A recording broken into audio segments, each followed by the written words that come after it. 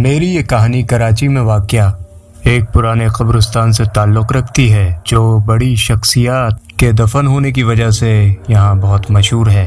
ये उन दिनों की बात है जब उस कब्रिस्तान में एक जमील नामी गोरकन रहता था।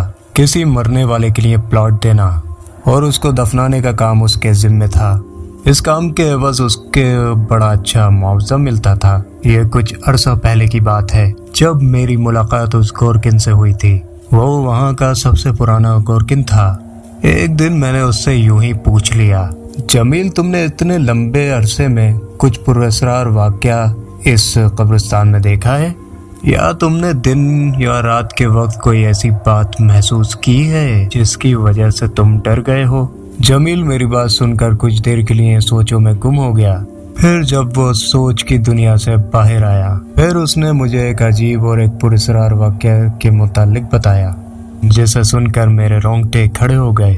उसने बताया था कि जब मैं 2009 में कराची आया था तो एक दिन दोपहर के वक्त एक फैमिली जो मुझे मियाँ बीवी ही लग रहे थे, वो मेरे पास आए और उन्होंने कहा कि उनकी बच्ची फौत हो गई है, जिसे वो लोग एक पोसीदा से ताबूत में लाए थे। हुलिये से तो वो लोग खुशहाल लग रहे थे, लेकिन ताबूत की हालत बता रही थी। उन्होंने उसे नया खरीदने की बजाय कहीं से पुराना ही हासिल किया था। ऐसा उन्होंने क्यों किया था, यह मैं सिर्फ सोच ही सका। उन्होंने मुझे उस बच्ची को दफनाने के लिए अच्छा खासा मुआवजा दिया। मैंने अपने एक साथी के साथ मिलकर उस बच्ची के लिए मुनासिब जगह देखकर कब्र की खुदाई शुरू कर दी। हमें इस दौरान एक बात बहुत अजीब और नागवार गुजरी। वो दोनों हमारा मुआवजा देकर हमें अपनी बच्ची को दफनाए बगैर हमारे सामने से चले गए। हमने भी ज्यादा सोचना मुनासिब न समझा, क्योंकि हमें तो हमारा मुआवजा मिल गया था। इसलिए कब्र तैयार करने के बाद हम दोनों ने मिलकर उस बच्ची के ताबूत को आहिस्ता और एहतियात से कब्र में उतारा। फिर हम कब्र से बाहर निकलने ही लगे कि अचानक मेरी दाईं जानिब से ताबूत का ढक्कन जरा सा सिरक गया।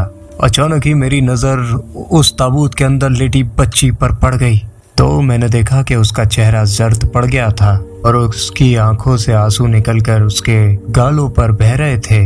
यूं लगता था जैसे वो बच्ची रो रही हो। ये मंजर सिर्फ मैंने ही देखा था, क्योंकि मैं उसी तरफ था जिस तरफ से ढक्कन थोड़ा सा हटा था। मैंने घबराकर जल्दी से दोबारा ढक्कन बराबर किया और ताबूत को एहतियात से कब्र में रख दिया।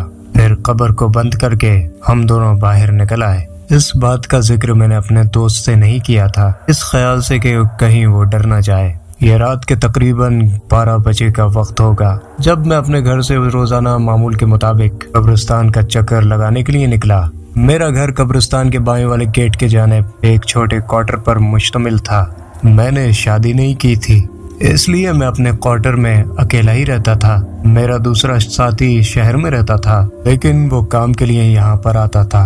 इस वक्त वो अपने घर जा चुका था, लेकिन मैं अपने घर से निकलकर कब्रिस्तान की तरफ जा रहा था। कब्रिस्तान के बड़े गेट से गुजरकर मैंने जब अंदर दाखिल हुआ तो मुझे कुछ ही दूर बड़े और पुराने पीपल के दरख्त के नीचे चंद बच्चे बैठे दिखाई दिए, क्योंकि कब्रिस्तान में बहुत कम रोशनी थी। कहीं कहीं लोगों ने अपनी मदद आपके तहत अपनी हैसियत के मुताबिक कुछ रोशनी का बंदोबस्त कर रखा था, वरना महकमा औकाफ से तो इस बात की भी कोई तवक्को न थी।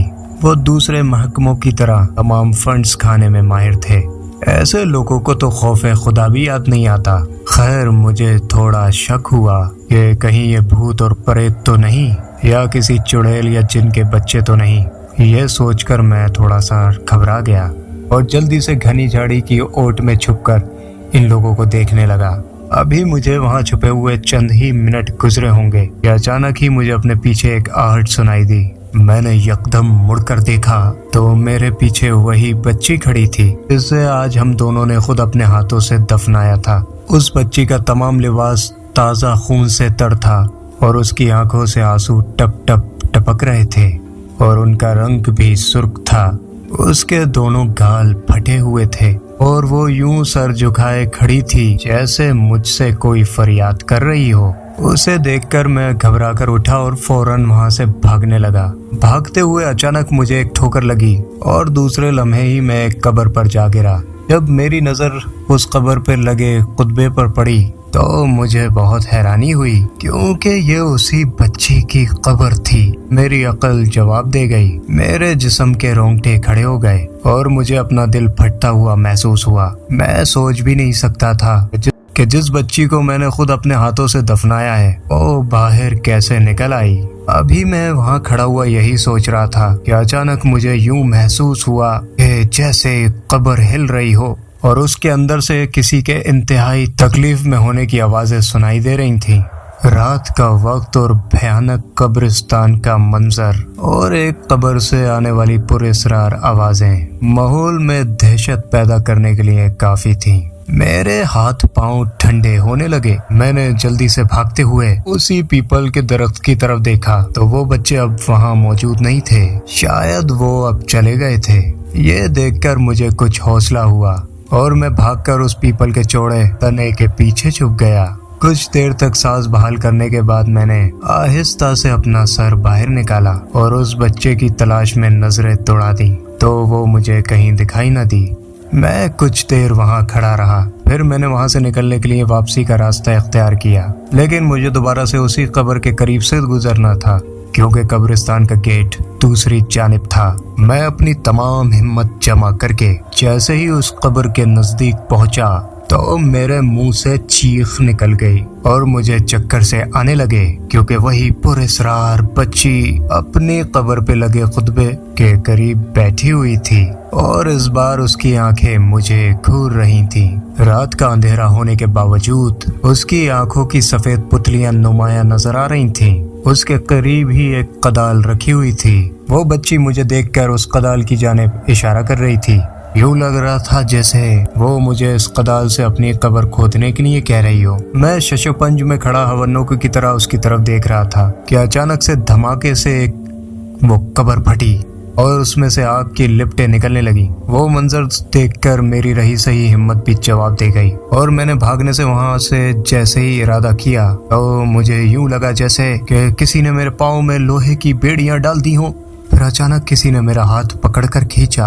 मैंने उस तरफ देखा तो वही भयानक बच्ची मेरा हाथ थामे मेरे नजदीक खड़ी हुई थी और उसके दूसरे हाथ में वही कदाल थी। फिर न जाने मुझे क्या सूझा कि मैंने उसके हाथ से कदाल ले ली।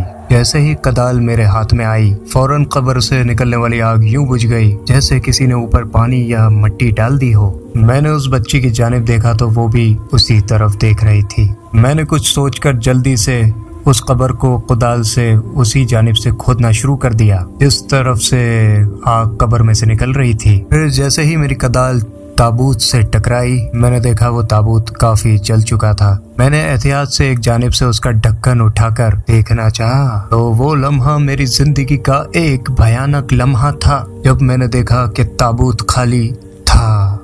उफ मेरे खुदाया ये क्या था। मैंने जल्दी से ऊपर की जानिब निगाह डाली तो वो बच्ची कब्र पर खड़ी मुसलसल रो रही थी और उसकी आंखों से टप टप खून के कतरे कब्र में और मेरे लिबास पर गिर रहे थे। फिर अचानक मेरे दिमाग में बिजली के कोंदे के मानिंद एक ख्याल आया और दूसरे ही लम्हे मैं फौरन कब्र से बाहर निकला और फिर उस बच्ची को एहतियात से पकड़कर कब्र में रखे ताबूत में लिटाल दिया। वो बच्ची खामोशी से मुझे ये सब करते देख रही थी। बच्ची को ताबूत में लिटाते वक्त उसके चेहरे पर छा जाने वाला सुकून मुझे आज भी याद है और फिर उसके खून के आंसू भी थम गए थे। मैं ताबूत का ढक्कन अच्छी तरह से बंद करके दोबारा कब्र से बाहर निकला। कब्र दुरुस्त करने के बाद खड़े होकर मैंने कुरानी दुआएं पढ़ी जो मेरी माँ ने मुझे अच्छी तरह से सिखाई थी।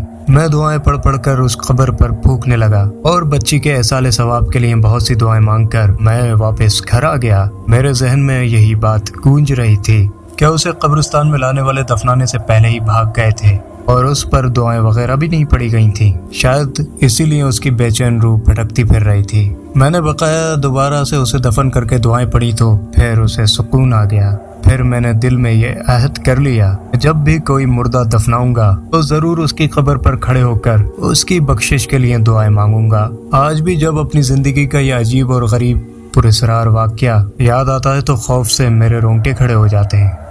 कहानी अच्छी लगी हो तो वीडियो को लाइक करें, कमेंट करें और चैनल को सब्सक्राइब भी करें।